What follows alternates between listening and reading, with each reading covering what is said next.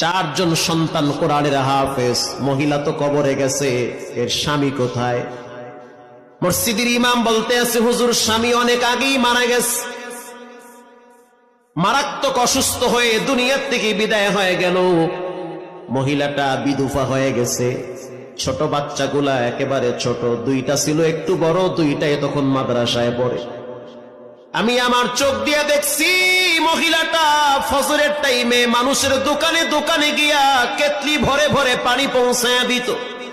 ওখান থেকে 2-4 টাকা যা পাইতো ওগুলা জমা করে করে হালাল টাকা সন্তানের পিছনে ব্যয় করত। যেই দিন ইন্তেকাল করবে তার 1 সপ্তাহ আগে, কেমন মৃত্যু, পবিত্র জুমার দিন, তাও জুমার নামাজের আগে আগে মরণ। আল্লাহু আকবার। ইমাম সাহেবকে বলা হইল যেভাবে হোক 4টা ছেলেকে খবর দিয়ে বাড়িতে নিয়ে আসেন। ওরা তখন চট্টগ্রাম পড়তো, 4টা ছেলেকে খবর দিয়ে বাড়িতে নিয়ে আসলো। আসার পরে দেখতে আছে মা বিছানায় পড়ে আছে, চোখ বন্ধ হয়ে গেছে। ওয়াজাআত সাকরাতুল মাউত, মৃত্যুর যন্ত্রণা শুরু হয়ে গেছে। প্রত্যেকটা মানুষের ভিতরে মৃত্যুর যন্ত্রণা, মৃত্যুর সময় হবে কি হবে না, মৃত্যুর যন্ত্রণা যখন শুরু হয়ে গেল, এবার বড় সন্তানটার নাম হলো আব্দুল্লাহ।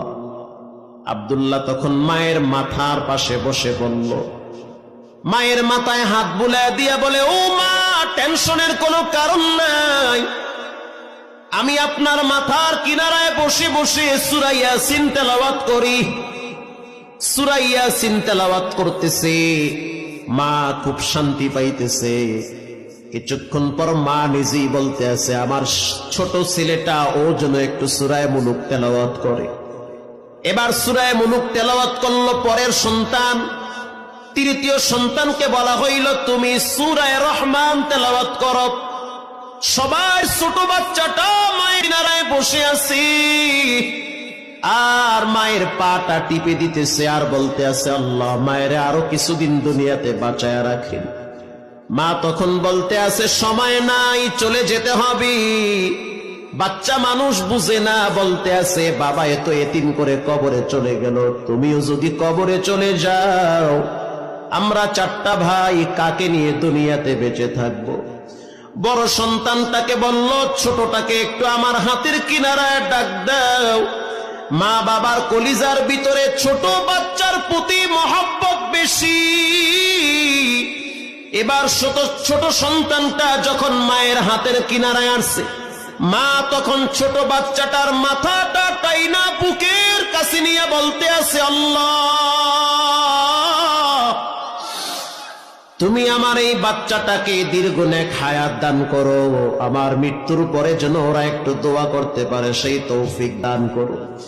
এ কথা বলতে বলতে মা বলতে আছে, রাস্তাটা ক্লিয়ার করে দাও, কে যেন মাথায় পাগড়ি লম্বা জামা পরে আমার দিকে আসতেছে। কোরআনে রব্বুল আলামিন বলেন, তাতানাজ্জালু আলাইহিমুল মালাইকা আল্লা তাখাফু ওয়ালা তাহজানু। একটা মানুষের যখন মৃত্যুর সময় হয়, ওই মানুষটা যদি নেককার হয়, পরেজগার হয়, দিনদার হয়, আল্লাহওয়ালা হয়, তখন ফেরেশতারা বলে, কোনো ভয় নাই, কোনো টেনশন নাই, আমরা আল্লাহর প্রেরিত ফেরেশতা, তুমি নেককার